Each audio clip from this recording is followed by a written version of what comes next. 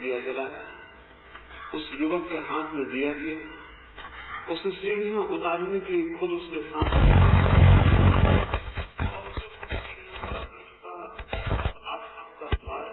चुका। तो साधु ने कहा कि अब अलग हो जाए, क्योंकि जीवन के रास्ते पर बहुत दूर तक कोई किसी का साथ नहीं सकता है, और अच्छा है कि मैं इसके पहले विदा हो जाऊं कि तुम सांस के आदि हो जाओ।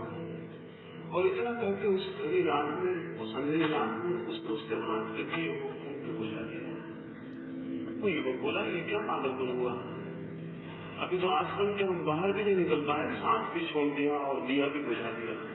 उस साधु ने कहा, दूसरों के जलाए हुए दिए का कोई मूल्य नहीं है, अपना ही दिया हो तो अंधेरे में काम देता है, किसी दूसरे के दिए काम नहीं देते। खुद के भीतर से प्रकाश निकले तो रास्ता प्रकाशित होता है, और किसी तरह रास्ता प्रकाशित नहीं होता है। मैं निरंतर सोचता हूँ, लोग सोचते होंगे कि मैं आपके हाथ में कोई दिया दे दूंगा जिससे आपका रास्ता प्रकाशित हो जाए, तो आप गलती करें। आपके हाथ में कोई दिया होगा तो मैं उसे बड़ी निर्ममता से फूंक के बुझा दे सकता हूँ।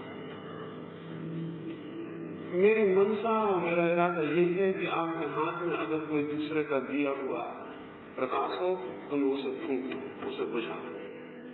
आप अंधेरे में अकेले छूट जाएं, कोई आपका संगी साथी हो तो उसे भी चीख दो। और तभी जब आपके पास दूसरों का जलाया हुआ प्रकाश न रह जाए और दूसरों का सांस न रह जाए, तब आप जिस रास्ते पे चलते हैं उस रास्ते पर परमात्मा आपके साथ हो जाता है और आपकी आत्मा का दिया जलने की संभावना पैदा हो जाती है।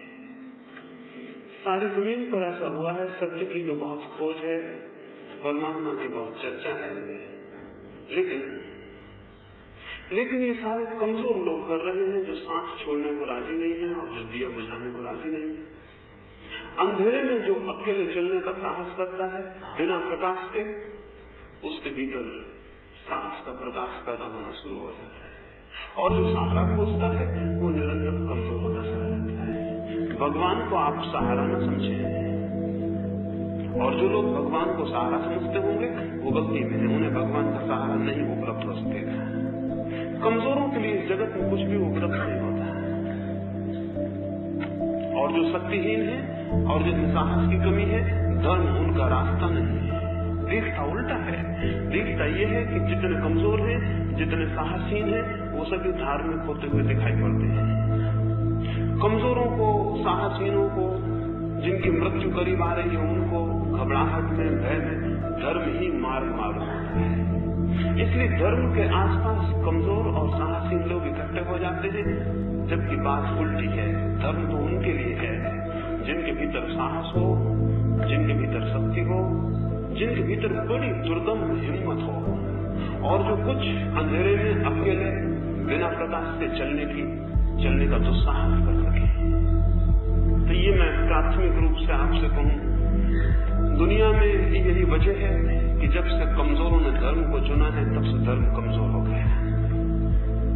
और अब तो सारी दुनिया में कमजोर ही धार्मिक है, जिनमें थोड़ी सी हिम्मत है वो धार्मिक नहीं है, जिनमें थोड़ा सा साहस है वो नास्तिक है, और जिनमें साहस की कमी है वो सब आस्तिक है। भगवान की तरफ सारे कमजोर लोग इकट्ठे हो गए, इसलिए दुनिया में धर्म नष्ट होता जा रहा है। इन कमजोरों को भगवान तो बचा ही नहीं सकता, ये कमजोर भगवान को कैसे बचाएंगे? कमजोरों की कोई रक्षा नहीं है, और कमजोर तो किसी की रक्षा कैसे करेंगे? सारी दुनिया में मनुष्य के इतिहास के इन दिनों में, इन क्षणों में जो धर्म का अचानक ह्रास और पतन हुआ है, उसका बुनियादी कारण यही है। तो मैं आपको कहूं, अगर आप में साहस हो तो ही धर्म के रास्ते पर चलने का मार्ग खुलता है, न हो तो दुनिया में बहुत रास्ते हैं, धर्म आपके लिए नहीं हो सकता। तो जो आदमी भय के कारण भयभीत होकर धर्म की तरफ आता हो वो गलत आ रहा है। लेकिन सारे धर्म पुरोहित तो आपको भय देते हैं, नरक का भय, स्वर्ग का प्रलोभन, पाप पुण्य का भय और प्रलोभन, और घबराहट पैदा करते हैं। वे घबराहट के द्वारा आप में धर्म का प्रेम पैदा करना चाहते हैं, और ये आपको पता है भय से कभी प्रेम पैदा नहीं होता। और जो प्रेम भय से पैदा होता है वो एकदम झूठा होता है, उसका कोई मूल्य नहीं होता है। आप भगवान से डरते हैं तो आप नास्तिक होंगे, आस्तिक नहीं हो सकते। कुछ लोग कहते हैं कि जो भगवान से डरे वो आस्तिक है, गॉड फीलिंग, जो ईश्वर से डरता हो, ईश्वर भीरू हो, वो आस्तिक है। ये बिल्कुल झूठी बात है। ईश्वर से डरने वाला कभी आस्तिक नहीं हो सकता, क्योंकि डरने से कभी प्रेम पैदा नहीं होता। और जिसको हम भय करते हैं उसे बहुत प्राणों के प्राण में घृणा करते हैं। ये तो संभव ही नहीं है। भय के साथ भीतर घृणा छुपी होती है। जो लोग भगवान से भयभीत हैं वो भगवान के शत्रु हैं और उनके मन में भगवान के प्रति घृणा होगी। तो मैं आपसे कहूं, ईश्वर से भय मत खाना। ईश्वर से भय खाने का कोई भी कारण नहीं है। इस सारे जगत में अकेला ईश्वर ही है जिससे भय खाने का कोई कारण नहीं, और सारी चीजें भय खाने की हो सकती हैं। लेकिन हुआ उल्टा है। और मैं बड़े बड़े धार्मिकों को ये कहते सुनता हूं, ईश्वर का भय खाओ, और ईश्वर के भय खाने से पुण्य पैदा होगा, और ईश्वर के भय खाने से सच्चरित्रता पैदा होगी। ये निहायत झूठी बात है। भय से कहीं सदाचार पैदा हुआ है? जैसे हमने रास्तों पर पुलिस वाले खड़े कर रखे हैं, वैसे हमने परलोक में भगवान को खड़ा कर रखा है। वो एक बड़ा पुलिस वाले की हैसियत से है, एक बड़े कांस्टेबल की हैसियत से। भगवान को जिन्होंने कांस्टेबल बना दिया है, उन लोगों ने धर्म को बहुत नुकसान पहुंचाया है। भगवान के प्रति भय से कोई विकसित नहीं होता। भगवान के प्रति तो बड़ा अभय चाहिए। और अभय का अर्थ क्या होगा? अभय का अर्थ होगा कि जो लोग श्रद्धा करते हैं वे लोग भय के कारण श्रद्धा करते हैं। इसलिए श्रद्धा को मैं धर्म की आधारभूत शर्त नहीं मानता। आपने सुना होगा कि जिसको धार्मिक होना है उसे श्रद्धालु होना चाहिए। गांधी जी को एक बहुत बड़े व्यक्ति ने जाके पूछा कि मैं परमात्मा को जानना चाहता हूं तो क्या करूं? तो गांधी जी ने कहा, विश्वास करो। अगर वो मुझसे पूछता, मैं उससे ये नहीं कह सकता था कि विश्वास करो। गांधी जी की बात ठीक नहीं है। और उस आदमी ने गांधी जी को कहा कि विश्वास करो। जिस बात को मैं जानता नहीं, विश्वास कैसे करूं? जिस बात से मैं परिचित नहीं हूं, उसे मानूं कैसे?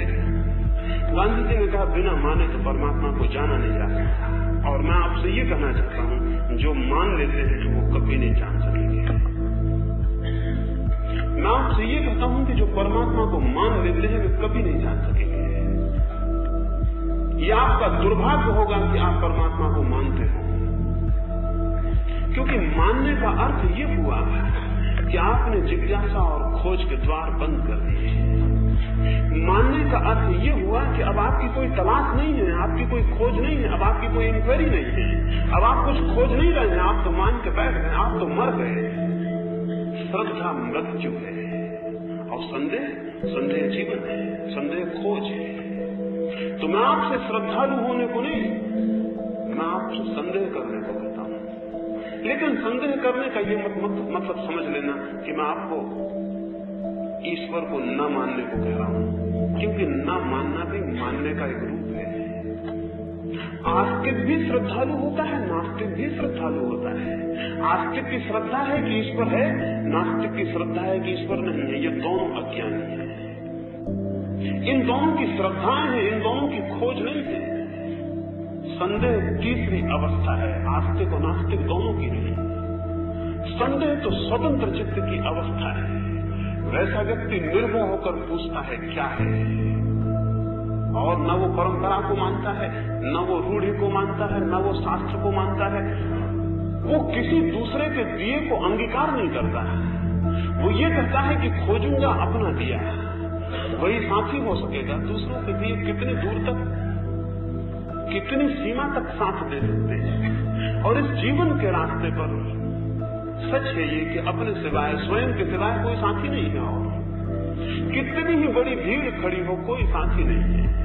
महावीर को, बुद्ध को, कृष्ण को, क्राइस्ट को कितना ही ज्ञान मिला हो, एक रत्ती भर भी अपने ज्ञान को आपको देने में वो समर्थ नहीं।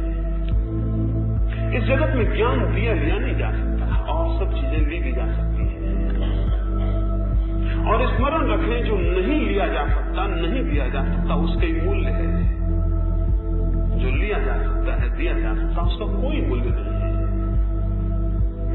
मैं तो ऐसे ही मानता हूं कि वही चीज संसार का हिस्सा है जिसको हम ले दे सकते हैं, और वो चीज सत्य का हिस्सा हो जाती है जिसको लेना देना संभव नहीं है। कोई इस आशा में न रहे कि वो अपनी श्रद्धाओं से और सत्य की या परमात्मा की खोज कर लेगा। साधारणतः यही हमें सिखाया जाता है, और इसके दुष्परिणाम हुए हैं। इसके दुष्परिणाम हुए हैं कि दुनिया में इतने लोग धार्मिक हैं लेकिन धर्म कहाँ है? इतने मंदिर हैं, इतने मस्जिद हैं, लेकिन मंदिर मस्जिद है कहाँ? कल रात में बात करता था, एक सन्यासी के पास मेरा एक मित्र मिलने गया। उस सन्यासी ने कहा कि मंदिर जाते हो? उस मेरे मित्र ने कहा मंदिर है कहाँ, हम तो जरूर जाएं, कोई मंदिर बता दे। वो सन्यासी हैरान हुआ, वो सन्यासी तो मंदिर में ठहरा हुआ था। वो सन्यासी ने कहा ये जो देख रहे हो ये क्या है? उस युवक ने कहा ये तो मकान है, मंदिर का ये तो मकान है।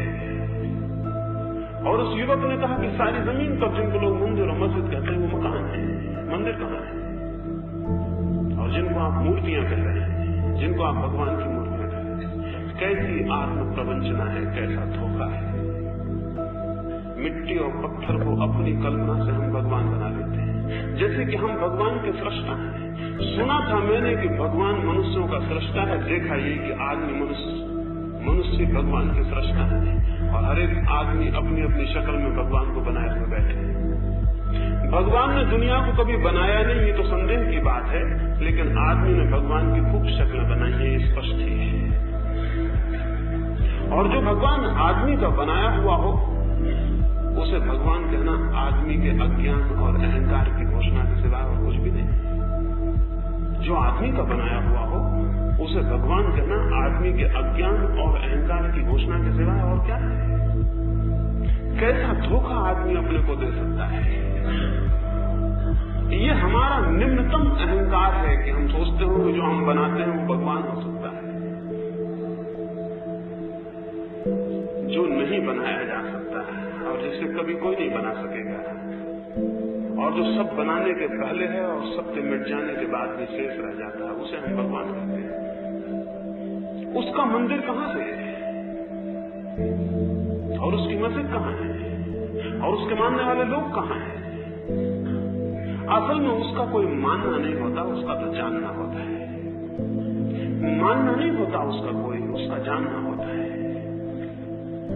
अंधा प्रकाश को मान लेगा तो उसके मानने में क्या मूल्य होगा, और वो प्रकाश की जो कल्पना करेगा वो भी कैसी होगी, उसका प्रकाश से क्या संबंध होगा। रामकृष्ण के पास एक दफा एक व्यक्ति आया और रामकृष्ण से उसने कहा मुझे सत्य के संबंध में कुछ बताएं।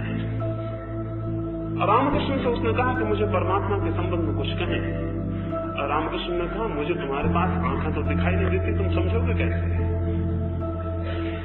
रामकृष्ण ने कहा मुझे तुम्हारे पास आंखें तो दिखाई नहीं देती, तुम समझोगे कैसे? वो बोला आंखें मेरे पास हैं। रामकृष्ण ने कहा अगर इन्हीं आंखों से परमात्मा और सत्य जाना जाता होता तो परमात्मा और सत्य को जानने की जरूरत ही न रह जाती, सभी लोग उसे जानते हैं। और भी आंखें हैं। वो बोला फिर भी कुछ तो समझाएं। तो रामकृष्ण ने एक कहानी कही, तो वो कहानी बड़ी मीठी है, बड़ी अद्भुत है, बड़ी प्राचीन कथा है। हजारों ऋषियों ने उस कहानी को कहा है, और आने वाले जमाने में भी हजारों ऋषि उस कहानी को कहेंगे। उसमें बड़ी पवित्रता समाविष्ट हो गई। बड़ी छोटी सी कहानी, बड़ी सरल सी ग्रामीण कहानी। और रामकृष्ण ने कहा एक गांव में एक अंधा था, और उन अंधे को दूध से बहुत प्रेम था। उसके मित्र जब भी आते उसे भेंट में दूध ले आते थे। उसने एक दफा अपने मित्रों को पूछा इस दूध को मैं इतना प्रेम करता हूँ कि मैं जानना चाहता हूँ ये दूध कैसा है, क्या है?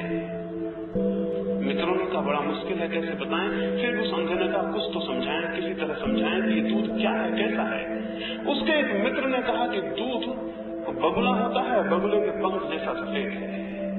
अंधा बोला मुझसे मजाक न करें, बगुले को मैं जानता नहीं, उसके पंख की सफेदी को भी नहीं जानता, मैं कैसे समझूंगा कि दूध कैसा है? कुछ और सरल रास्ता अख्तियार करें तो शायद मैं समझ जाऊं। उसके मित्र ने कहा कैसे समझाएं? एक मित्र ने कहा बगुला जो होता है वो घास काटने के हंसिए की तरह टेढ़ी उसकी गर्दन होती है। अंधा बोला आप पहेलियां उलझा रहे हैं, मैंने कभी देखा नहीं हंसिया, मुझे पता नहीं वो कैसा टेढ़ा होता है। तीसरे मित्र ने कहा इतनी दूर के क्यों जाते हो? उसने अपने हाथ को मोड़ के और संदेह को कहा, इस हाथ पर हाथ फेरो, इससे पता चल जाएगा कि हंसिया कैसा होता है। उसने उसके तिरछे हाथ पर हाथ फेरा, घुमा हुआ मुड़ा हुआ हाथ अनुभव हुआ, वो अंधा नाचने लगा। वो बोला, मैं समझ गया, दूध मुड़े हुए हाथ की तरह होता है। और रामकृष्ण ने कहा कि सत्य के संबंध में जो नहीं जानते हैं उनको बताई हुई सारी बातें ऐसी ही हो जाती है। इसलिए आपसे सत्य के संबंध में न कभी कुछ कहा गया है और न कभी कुछ कहा जा सकेगा। आपसे ये नहीं कहा जा सकता कि सत्य क्या है, आपसे इतना ही कहा जा सकता है सत्य को कैसे जाना जा सकता है। सत्य तो नहीं बताया जा सकता, लेकिन सत्य की विधि विचार की जा सकती है। और उस विधि में श्रद्धा कोई हिस्सा नहीं है, खोज और अन्वेषण, जिज्ञासा और अभिप्सा, उसमें कोई चीज को मान लेने की कोई जरूरत नहीं है। और जब से दुनिया के धार्मिकों ने ये शुरुआत की कि भगवान को मान लो, स्वीकार कर लो, अंगीकार कर लो, तब से जो भी विवेकशील है वे सब भगवान के विरोध में खड़े हो गए। क्योंकि स्वीकार करना, अज्ञान में किसी चीज को मान लेना, कभी भी जिसका थोड़ा भी विचार जागृत हो और विवेक प्रबुद्ध हो, उसके लिए संभव नहीं होगा। अपने हाथों से धार्मिकों ने धर्म को विवेक विरोधी बना के खड़ा कर दिया है। तो मैं आज की सुबह आपसे ये कहना चाहूंगा, धर्म का विवेक से कोई विरोध नहीं, धर्म ही परिपूर्ण रूप से विवेक को प्रतिष्ठा देता है। और विवेक धर्म का खंडन नहीं है, विवेक के माध्यम से ही धर्म की परिपूर्ण उपलब्धि होती है। पर अपने भीतर विवेक को जगाना होता है, श्रद्धा को नहीं। अपने भीतर विवेक को जगाना होता है, श्रद्धा को नहीं। विवेक और श्रद्धा मनुष्य के भीतर दो दिशाएं हैं। श्रद्धा का अर्थ है कि मैं मान लूं जो कहा जाए। दुनिया के जितने प्रचारवादी हैं वो सब यही चाहते हैं कि वो जो कहें आप मान लें। दुनिया के जितने प्रोपेगेंडिस्ट हैं, चाहे वे राजनीतिक हो चाहे वे धार्मिक हो, वे चाहते हैं कि जो वे कहें आप मान लें। उनकी कही हुई बात में आप में कोई इंकार ना हो। उनकी सबकी चेष्टाएं ये है कि आपका विवेक बिल्कुल सो जाए और आपके भीतर एक अंधी स्वीकृति पैदा हो जाए। इसका परिणाम ये हुआ है कि जो बहुत कमजोर थे और जिनके भीतर विवेक की कोई संभावना नहीं थी, या जिनका विवेक बहुत छत था, क्षीण हो गया था, या जो साहस नहीं कर सकते थे किसी कारण से अपने विवेक को जगाने का, वो सारे लोग धर्म के पक्ष में खड़े रह गए। और जिनमें थोड़ा भी साहस था वो सब धर्म के विरोध में चले गए। उन विरोधी लोगों ने विज्ञान को खड़ा किया और इन कमजोर लोगों ने धर्म को संभाले रखा। आज दोनों सामने खड़े हैं और धर्म रोज क्षीण होता जाता और विज्ञान रोज विकसित होता चला जाता। इसे कोई देखता नहीं कि ये क्या हो रहा है। हम समझ रहे हैं कि विज्ञान नुकसान पहुंचा रहा है, विज्ञान नुकसान नहीं पहुंचा रहा। धर्म के दरवाजे विवेकशील के लिए जब तक बंद रहेंगे तब तक विवेकशील विज्ञान के पक्ष में खड़ा रहेगा। धर्म के द्वार विवेकशील के लिए खुल जाने चाहिए और विवेकहीन के लिए बंद हो जाने चाहिए। श्रद्धा धर्म के लिए आधार नहीं रह जाना चाहिए। ज्ञान, विवेक, शोध धर्म का अंग हो जाना चाहिए। अगर ये हो सका तो धर्म से बड़ा विज्ञान इस जगत में दूसरा नहीं। और जिन लोगों ने धर्म को खोजा और जाना है उनसे बड़े वैज्ञानिक नहीं हुए हैं। उनकी अप्रतिम खोज है और मनुष्य के जीवन में उस खोज से बहुमूल्य कुछ भी नहीं है। उन सत्यों की थोड़ी सी भी झलक मिल जाए तो जीवन अपूर्व आनंद और अमृत से भर जाता है। तो मैं आपको कहूंगा, विवेक जागरण, श्रद्धा नहीं, स्वीकार कर लेना नहीं, शोध करना, किसी दूसरे को अंगीकार कर लेना नहीं, स्वयं अपनी साधना और अपने पैरों पर खड़ा होना और जानना, चाहे अनेक जन्म लग जाएं। दूसरे के हाथ से लिया हुआ सत्य अगर एक क्षण में मिलता हो तो भी किसी कीमत का नहीं है, और अगर अनेक जन्मों की श्रम और साधना से अपना सत्य मिलता हो तो उसका मूल्य है। और जिनके भीतर थोड़ी भी मनुष्य की गरिमा है, जिनको थोड़ा भी गौरव है कि हम मनुष्य हैं, वे किसी के दिए हुए झूठे सत्यों को स्वीकार नहीं करेंगे। लेकिन हम सब झूठे सत्यों को स्वीकार किए बैठे और हमने अच्छे अच्छे सत्य ईजाद कर लिए हैं जिनके माध्यम से हम अपनी श्रद्धा को जाहिर करते हैं। ये बहुत बड़ी प्रवंचना है, ये बहुत बड़ा डिसेप्शन है, ये समाप्त होना जरूरी है। तो मैं आपसे कहूंगा, आपके भीतर बहुत बार श्रद्धा होती होगी कि मान ले, तो कमजोर मन है। कौन खुद खोजे? जितने आलसी हैं, जितने तामसी हैं, वो सब श्रद्धालु हो जाएंगे। तो कौन खुद खोजे? खुद की कौन चेष्टा करे? कृष्ण कहते हैं तो ठीक ही होगा, महावीर कहते हैं तो ठीक ही होगा, क्राइस्ट कहते हैं तो ठीक ही होगा। उन्होंने सारी खोज कर ली, हमें तो सिर्फ स्वीकार कर लेना है। ये वैसा ही पागलपन है जैसा कोई आदमी दूसरों को प्रेम करते देख के ये समझे कि मुझे प्रेम करने से क्या प्रयोजन, दूसरे लोग प्रेम कर रहे हैं, मुझे तो सब समझ लेना है, ठीक है। लेकिन दूसरों को प्रेम करते देख के क्या आप समझ पाएंगे प्रेम क्या है? इस जगत में सारे लोग प्रेम करते हो, मैं देखता रहूं तो भी मैं नहीं समझ पाऊंगा जब तक कि वो आंदोलन मेरे हृदय में न हो, जब तक कि वो किरणें मुझे आंदोलित न कर जाएं, जब तक कि वो हवाएं मुझे न छू जाएं, तब तक मैं प्रेम को नहीं जान सकूंगा। सारी दुनिया प्रेम करती हो तो किसी मतलब की नहीं है। सारी दुनिया बुद्ध, कृष्ण और क्राइस्ट से भरी पड़ी हो और मुझे सत्य का स्वयं अनुभव न होता हो तो मुझे कुछ पता नहीं चलेगा, कोई रास्ता नहीं है। सारी दुनिया में आंख वाले हों और मैं अंधा हूं तो क्या होगा? उनकी सबकी मिली हुई आंखें भी मेरी 2 आंखों के बराबर मूल्य नहीं रखती। इस दुनिया में 2 अरब लोग हैं, 3 अरब लोग हैं, 6 अरब आंखें हैं। एक अंधे आदमी की 2 आंखें का जो मूल्य है वो 6 अरब आंखों का नहीं है। मैं आपको ये कहना चाहूंगा, अपने भीतर श्रद्धा की जगह विवेक को जगाने के उपाय करने चाहिए। और विवेक को जगाने के क्या नियम हो सकते हैं उस संबंध में थोड़ी सी बात आपसे कहूं। पहली बात, जन्म के साथ प्रत्येक मनुष्य को दुर्भाग्य से किसी न किसी धर्म में पैदा होने का मौका मिलता है। जन्म के साथ हर मनुष्य को दुर्भाग्य से किसी न किसी धर्म में पैदा होने का मौका मिलता है। दुनिया अच्छी होगी तो हम ये दुर्भाग्य कम कर सकेंगे, लेकिन अभी ये है। और तब परिणाम ये होता है कि जब उसमें विवेक का कोई जागरण नहीं होता, बाल मन होता है, चुपचाप चीजें स्वीकार कर लेने की मनस्थिति होती है, तब सारे धर्मों के सत्य उसके मन में प्रविष्ट करा दिए जाते हैं। तब उसके मन में सारी बातें डाल दी जाती हैं, वो उन पर श्रद्धा करने लगता है। मैं एक गांव में गया, वहां एक अनाथालय में देखने गया, वहां कोई 50 बच्चे थे। उस अनाथालय के संयोजक ने मुझे कहा कि इनको हम धार्मिक शिक्षा भी देते हैं। मुझे ये समझ के कि मैं साधु जैसा हूँ, उसने सोचा ये खुश होंगे कि हम इनको धर्म की शिक्षा देते हैं। मैंने कहा इससे बुरा काम दूसरा नहीं है दुनिया में, क्योंकि धर्म की शिक्षा आप क्या देंगे? धर्म की कोई शिक्षा होती? धर्म की साधना होती है, शिक्षा नहीं होती। अभी मैं सुनता हूँ कि एक बहुत बड़े मनोवैज्ञानिक ने वहां अमेरिका में एक संस्था डाली जहां वो प्रेम की शिक्षा देते हैं। तो बड़ी बेवकूफी की बात है, ये तो बड़ी मूर्खतापूर्ण बात है। और उस संस्था से जो लोग प्रेम की शिक्षा लेकर निकलेंगे, इस जगत में वो प्रेम कभी नहीं कर पाएंगे। इसको स्मरण रखें, कैसे प्रेम करेंगे? वो जब भी प्रेम करेंगे तभी शिक्षा बीच में आ जाएगी, और जब उनके भीतर प्रेम उठेगा तब उनके सिखाए हुए ढंग बीच में आ जाएंगे और वो अभिनय करने लगेंगे, प्रेम नहीं कर सकेंगे। जब भी उनके हृदय में कुछ कहने को होगा तब वो उन किताबों को कहेंगे जिनमें लिखा हुआ है कि प्रेम की बातें कैसी कहनी चाहिए। और तब वैसा आदमी जो प्रेम में शिक्षित हुआ है प्रेम से वंचित हो जाएगा। और यही मैं कहता हूँ, जो आदमी धर्म में शिक्षित होगा वो धर्म से वंचित हो जाएगा, क्योंकि धर्म तो प्रेम से भी बड़ी गूढ़ और बड़ी रहस्य की चीज है। प्रेम को तो कोई सीख भी ले, धर्म को कैसे सीख सकेगा? धर्म की कोई लर्निंग नहीं होती। ये कोई गणित थोड़ी है, कोई फिजिक्स थोड़ी है, कोई भूगोल थोड़ी है कि आपने समझा दिया और लोगों ने याद कर लिया और परीक्षा दे दी। धर्म की कोई परीक्षा हो सकती है? अगर धर्म की परीक्षा नहीं हो सकती तो शिक्षा भी नहीं हो सकती।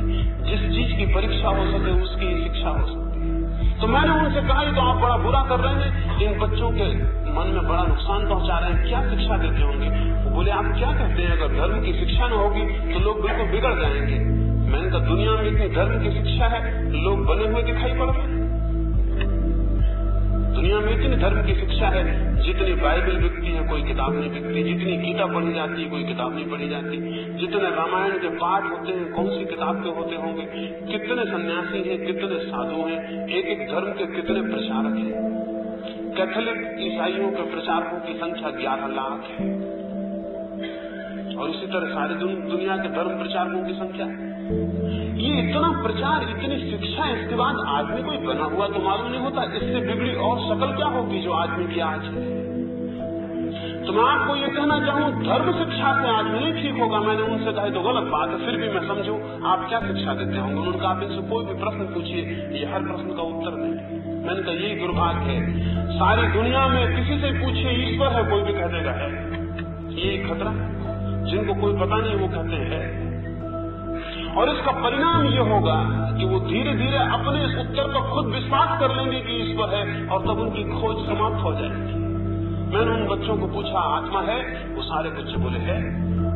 उनके संयोजक ने पूछा आत्मा कहाँ है, उन सबने अपने हृदय पर हाथ रखा हो, कहाँ यहाँ। मैंने एक छोटे बच्चे से पूछा हृदय कहाँ है, वो बोला ये हमें सिखाया नहीं गया, ये हमें बताया नहीं गया। मैं उन संयोजक को कहता था कि ये बच्चे जब बड़े हो जाएंगे ये यही बातें दोहराते रहेंगे, और जब भी प्रश्न उठेगा आत्मा है तो यांत्रिक मैकेनिकल रूप से इनके हाथ भीतर चले जाएंगे, ये कहेंगे यहाँ। ये बिल्कुल झूठा हाथ होगा जो सीखे की वजह से चला जाएगा। आपके जितने उत्तर हैं परमात्मा के संबंध में, धर्म के संबंध में, वो सब सीखे हुए हैं। विवेक जागरण के लिए पहली शर्त है जो भी सीखा हुआ हो सत्य के संबंध में उसे कचरे की भांति बाहर फेंक देना।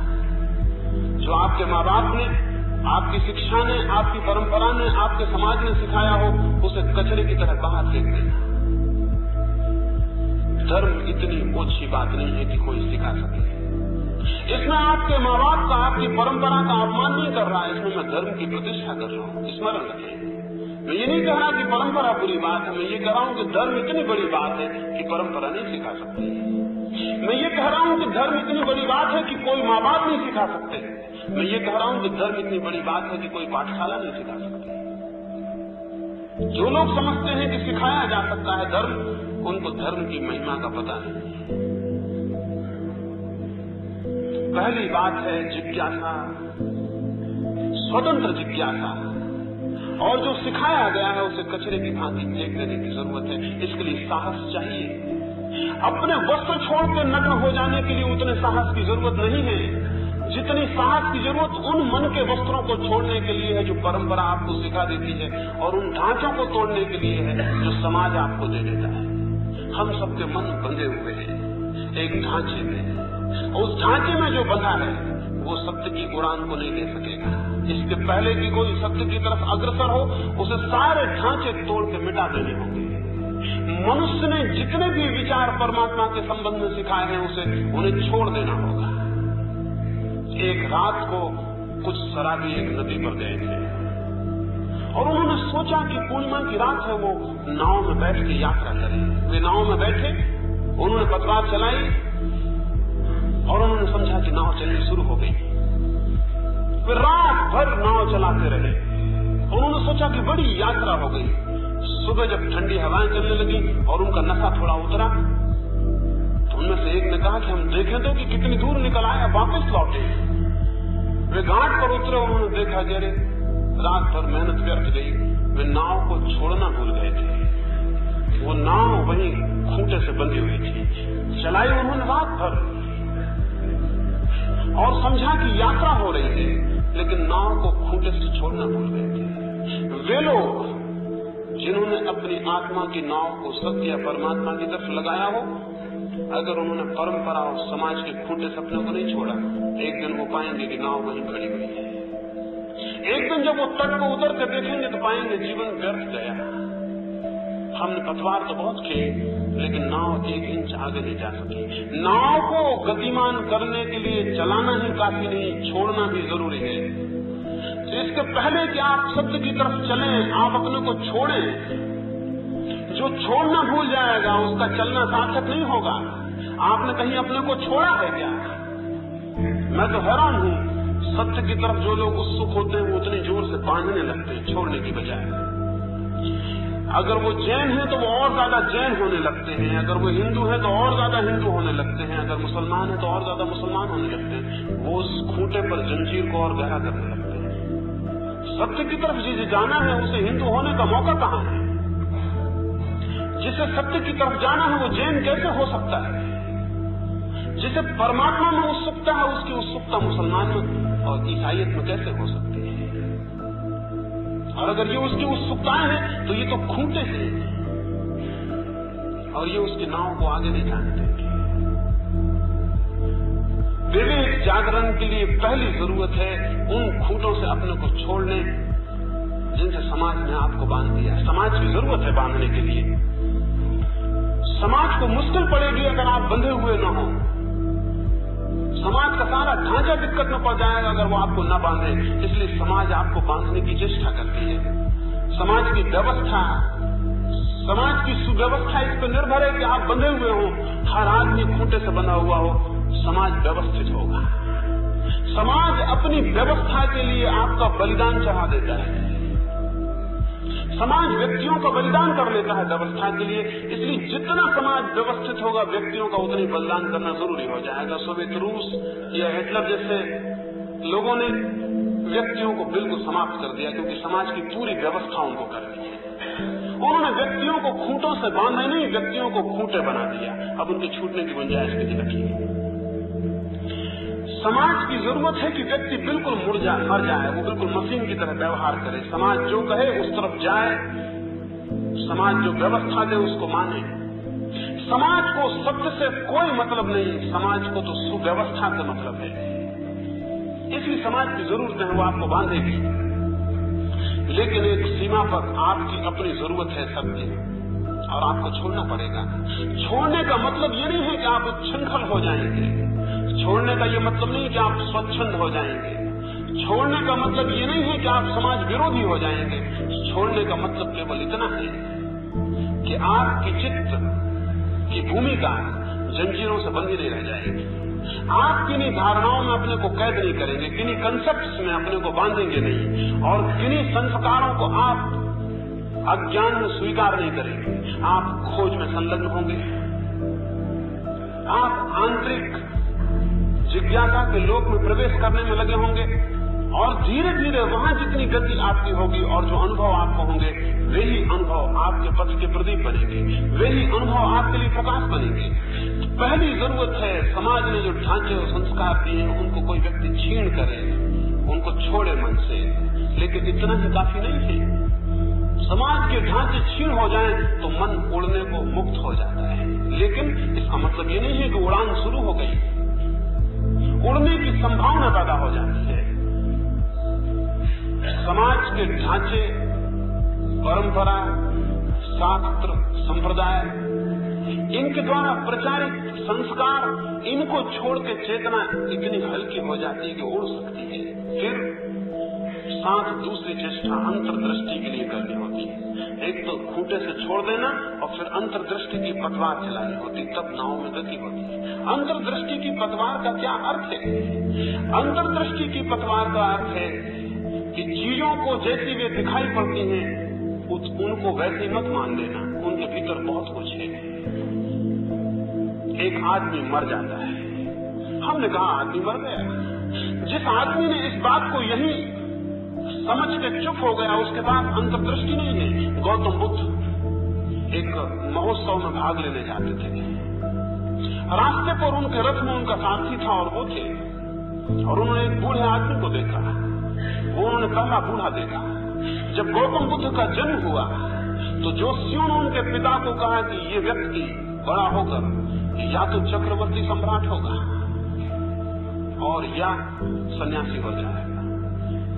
उनके पिता ने पूछा कि मैं इसे सन्यासी होने से कैसे रोक सकता हूं? तो उस जोशी ने बड़ी अद्भुत बात कही थी, वो समझने जैसी। वो जोशी ने कहा अगर इसे सन्यासी होने से रोकना है तो इसे ऐसे मौके मत देना है कि इसमें अंतर्दृष्टि पैदा हो जाए। पिता बहुत हैरान हुए कि हम ये क्या बात हुई। उनके पिता ने पूछा, जोशी ने कहा इसको ऐसे मौके मत देना जिसको अंतर्दृष्टि पैदा हो जाए। तो पिता ने कहा ये तो बड़ा मुश्किल हुआ, क्या करेंगे? उस जोशी ने कहा कि इसकी बगिया में फूल कुम्हलाने के पहले अलग कर देना। ये कभी कुम्हलाया हुआ फूल ना देख सके, क्योंकि ये कुम्हलाया हुआ फूल देखते ही पूछेगा क्या फूल कुम्हला जाते हैं, और ये पूछेगा क्या मनुष्य भी कुम्हला जाते हैं, और ये पूछेगा क्या मैं भी कुम्हला जाऊंगा, और इसमें अंतर्दृष्टि पैदा हो जाए। इसके आसपास बूढ़े लोगों को मत आने देना, अन्यथा ये पूछेगा ये बूढ़े हो गए क्या मैं भी बूढ़ा हो जाऊंगा। ये कभी मृत्यु को ना देखे, पीले पत्ते गिरते हुए ना देखे। अन्यथा ये पूछेगा पीले पत्ते गिर जाते हैं, क्या मनुष्य भी एक दिन पीला होकर गिर जाएगा? क्या मैं गिर जाऊंगा? और तब इसमें अंतर्दृष्टि पैदा हो जाएगी। पिता ने बड़ी चेष्टा की और उन्होंने ऐसी व्यवस्था की कि बुद्ध के युवा होते होते तक उन्होंने पीला पत्ता नहीं देखा, कुमलाया हुआ फूल नहीं देखा, बूढ़ा आदमी नहीं देखा, मरने की कोई खबर नहीं सुनी। फिर लेकिन ये कब तक हो सकता था? इस दुनिया में किसी आदमी को कैसे रोका जा सकता है कि मृत्यु को न देखे?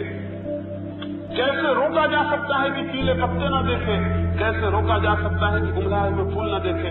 लेकिन मैं आपसे कहता हूँ, आपने अभी मरता हुआ आदमी नहीं देखा होगा, और अभी आपने पीला पत्ता नहीं देखा, अभी आपने कुमलाया हुआ फूल नहीं देखा।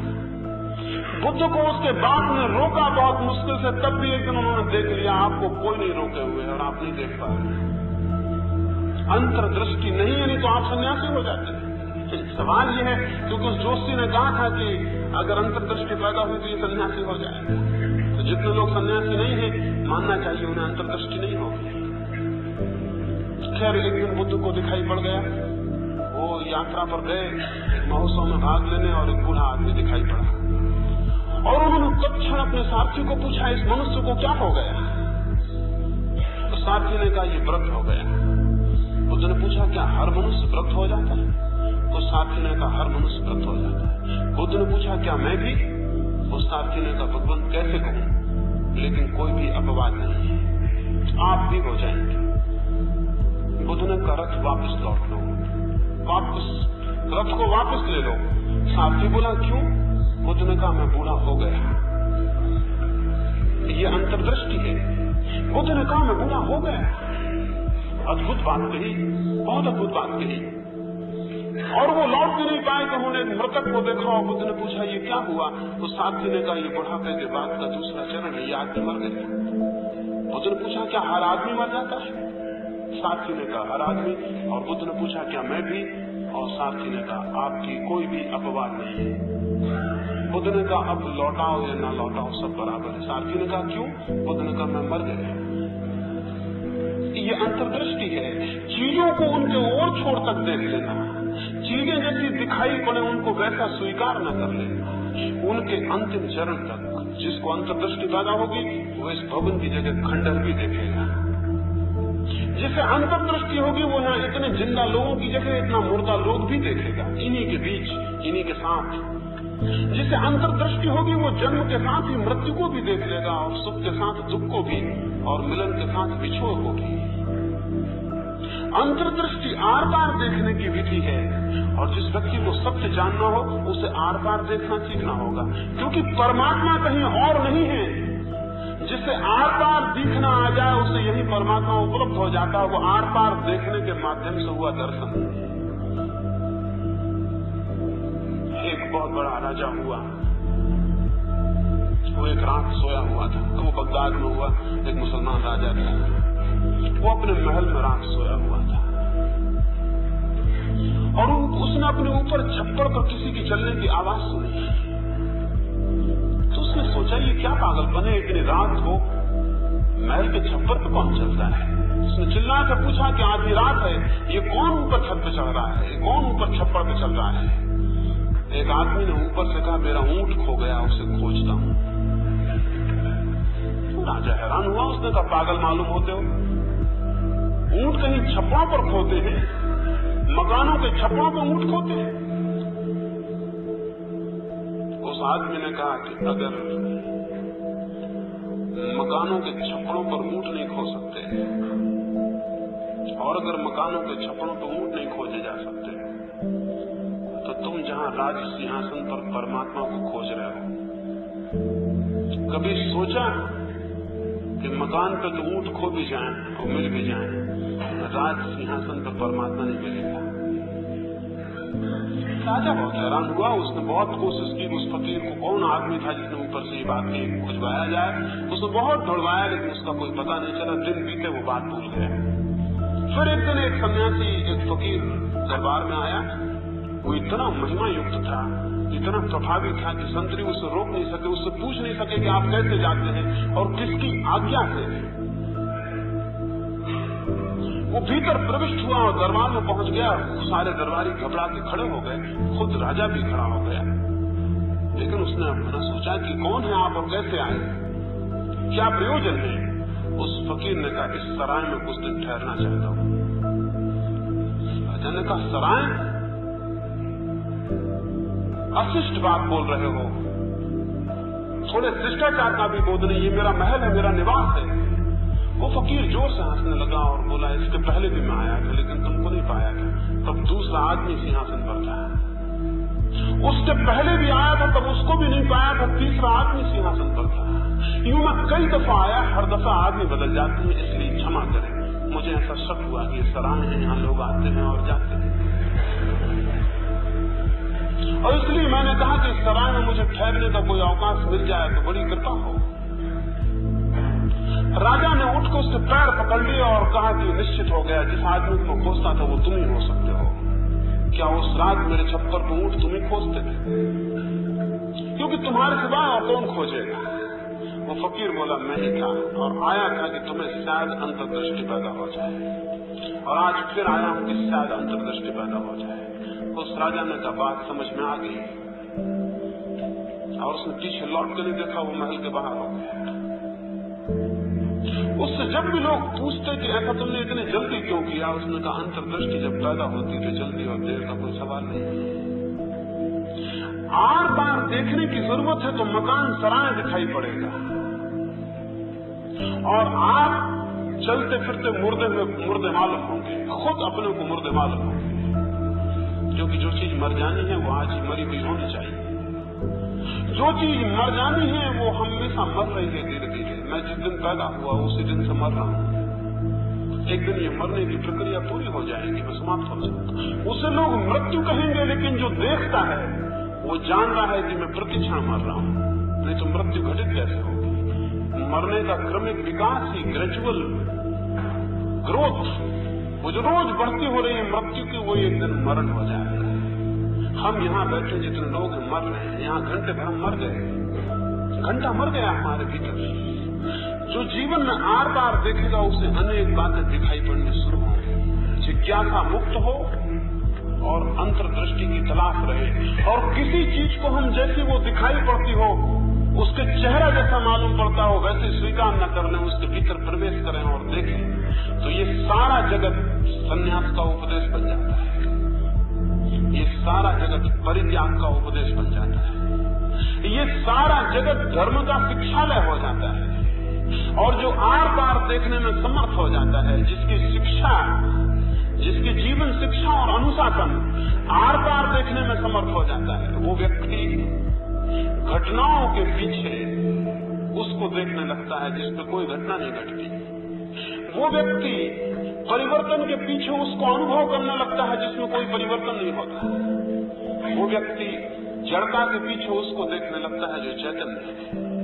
उस व्यक्ति की जैसे जैसे क्षमता गहरी होती जाती है, वो अनित्य के पीछे नित्य को और सामयिक के पीछे शाश्वत का दर्शन करने लगता है। जब उसे सारे तथ्यों के पीछे वो शाश्वत मिल जाता है, वो सनातन मिल जाता है, जिसके पार देखना असंभव है, उस बिंदु का नाम ईश्वर है। जिसके पार देखना असंभव है, जिसके पार देखा जा सकता है उसका नाम संसार है, और जिसके पार नहीं देखा जा सकता उसका नाम सत्य है। जहां तक हमारी दृष्टि प्रवेश कर सकती है, जहां तक दृष्टि को गति है वहां तक संसार है, और जहां दृष्टि की अगति हो जाती है, जहां दृष्टि आगे जा ही नहीं सकती, अंतिम क्षण आ जाता है, अंतिम बिंदु आ जाता है, जिसके पार दृष्टि शून्य हो जाती है, जिसके पार देखने को कुछ रह नहीं जाता, उस जगह का नाम सत्य है, उस जगह का नाम परमात्मा है। उसे जो मंदिर में खोज रहा है वो ना समझ है। मंदिर के तो पार देखा जा सकता है, वो तो संसार का हिस्सा है। जो उसे शास्त्र में खोज रहा है वो ना समझ है। शास्त्र के तो पार देखा जा सकता है, शास्त्र तो पदार्थ का हिस्सा है। परमात्मा को तो वहां खोजना होगा जिसके पार नहीं देखा जा सकता। कौन सी चीज है ऐसी जिसके पार आप नहीं देख सकते? अगर आप अपने भीतर प्रविष्ट होंगे तो आपके सिवाय ऐसी कोई चीज नहीं जिसके पार आप नहीं देख सकते। हर चीज के पार देखा जा सकता है सिवाय आपको छोड़ के। जब आप भीतर प्रविष्ट होंगे तो आपको अपने ही भीतर एक बिंदु उपलब्ध होगा जिसके आर पार कहीं नहीं देखा जा सकता। वो दृष्टा का बिंदु, जो देख रहा है उसको ही केवल देखा नहीं जा सकता है। जो देख रहा है इस जगत में उसको ही केवल देखा नहीं जा सकता। उस बिंदु पर स्थिर होकर व्यक्ति सत्य को अनुभव करता है, परमात्मा को अनुभव करता है, और उस दिन जो प्रकाश उसमें उत्पन्न होता है, उस दिन जो अनुभूति उसे स्पष्ट होती है, उस दिन जो दिखाई पड़ता है, उस दिन जो प्रतीति में आता है, वो उसके सारे जीवन को बदल देता है। उसके बाद मृत्यु नहीं रह जाती, क्योंकि उसे जान के वो जानता है कि अमृत है। उसके बाद कोई दुख नहीं रह जाता, क्योंकि उसे जान के वो जानता है कि सब आनंद है। उसके बाद ये सारा जगत सच्चिदानंद रूप परिणत हो जाता है। ऐसी परिणति को साहसी उपलब्ध होते हैं, ऐसी परिणति को दुर्दम साहसी उपलब्ध होते हैं, दुस्साहसी उपलब्ध होते हैं, जो सब छोड़ के अनंत के सागर में अपनी नाव को खेते हैं, जो सारे खूंटे तोड़ के अज्ञात सागर में अपने को छोड़ देते हैं, अनजान कहां जाएंगे कुछ पता नहीं। जिन्हें तटों का मोह है वो सत्य को नहीं पा सकते, जिन्हें मझधार में डूब जाने का साहस है, जिन्हें किनारों का कोई मोह नहीं, जो मझधार को ही किनारा मान सकते हैं, जो बीच सागर को भी सहारा मान सकते हैं, केवल उनके लिए ही सत्य की खोज है। ईश्वर ऐसा साहस पैदा करे, ईश्वर ऐसी हिम्मत दे, ईश्वर ऐसा दुर्दम बोध, ऐसी अंतर्दृष्टि, ऐसी जिज्ञासा उत्पन्न करे, तो हम इस सारी दुनिया में फिर से धर्म को प्रतिष्ठित करने में समर्थ हो जाएंगे। जो धर्म वीरों का था वो वृद्धों का बना हुआ है, जो धर्म साहसियों का था वो आलसियों का बना हुआ है। जिस धर्म पर केवल वे ही चाहते थे जो पर्वतों में अपने को अकेले खो देने का साहस रखते हैं, जिन्हें मृत्यु का कोई प्रश्न नहीं, वो उनका बना हुआ है जो मृत्यु से बहुत भयभीत हैं, बहुत डरे हुए हैं, और जो धर्म में अपना बचाव खोजते हैं। धर्म कोई सुरक्षा नहीं है, धर्म कोई बचाव नहीं है। धर्म को इस अर्थों में शरण मत समझना, धर्म तो आक्रमण है। जो लोग आक्रमण करते हैं सत्य पर, जो उसे विजय करते हैं, वे ही केवल उसे उपलब्ध होते हैं। ईश्वर ऐसी सद्बुद्धि दे, ऐसा साहस दे, ऐसी हिम्मत दे, आनंद सागर में आप अपनी नाव को छोड़ सके, तो किसी दिन, किसी क्षण, किसी सौभाग्य के क्षण में कोई अनुभूति आपके जीवन को उपलब्ध होगी जो आपको परिपूर्ण बदल देगी, जो आपकी सारी दृष्टि को बदल देगी। संसार तो यही होगा लेकिन आप बदल जाएंगे, सब कुछ यही होगा लेकिन आप दूसरे हो जाएंगे। उस दूसरे हो जाने का नाम सन्यासी है। सन्यासी का अर्थ ये नहीं है कि किसी ने कपड़े बदले और वो भीख मांगने लगा तो सन्यासी हो गया, या किसी ने टीके लगाया और किसी ने कपड़े रंग लिए तो वो सन्यासी हो गया, और कोई घर में रहा तो वो गृहस्थी हो गया। सन्यासी का ये अर्थ नहीं है। सत्य के अनुसंधान में इतने साहस को लेकर जो कूद पड़ता है वही सन्यासी है, और जिसके घरगुले हैं और जिसके खूंटे हैं और जो अपने घर के बाहर नहीं निकलता वही गृही है, वही ग्रस्त है। कोई पत्नी और बच्चों से दुनिया में ग्रस्त नहीं होता, और न कोई पत्नी बच्चों के न होने से सन्यासी होता है, और न कोई कपड़ों के परिवर्तन से ग्रस्त होता है, न कोई सन्यासी होता है। अगर ये छोटी और ओछी बातों से दुनिया में सन्यास होता हो तो उसका मूल्य दो गुणी हो जाएगा, उसका कोई मूल्य नहीं रह जाएगा। सन्यास तो बड़ी आंतरिक परिवर्तन की, इन ट्रांसफॉर्मेशन की बात है, और वो परिवर्तन आंतरिक जीवन की दिशा को बदलने से शुरू होता है। उस दिशा के दो चरणों की मैंने आपसे बात की है। एक चरण है जिज्ञासा को स्वतंत्र और उन्मुक्त कर देना, आस्थाओं श्रद्धाओं खूंटों से उसे अलग कर देना, और दूसरी बात है तथ्यों के आर पार देखना। जो तथ्यों के आर पार देखता है वो सत्य को उपलब्ध होता है। इन थोड़ी सी बातों को आपने बड़े प्रेम और बड़ी शांति से सुना है, उसकी मैं बहुत अनुग्रहित हूँ। ईश्वर को आपकी अनुकंपा, आप पर अनुकंपा उपलब्ध हो, उसका प्रसाद आपको मिले, ये कामना करता हूँ और पुनः धन्यवाद देता हूँ। मेरे प्रणाम स्वीकार करें।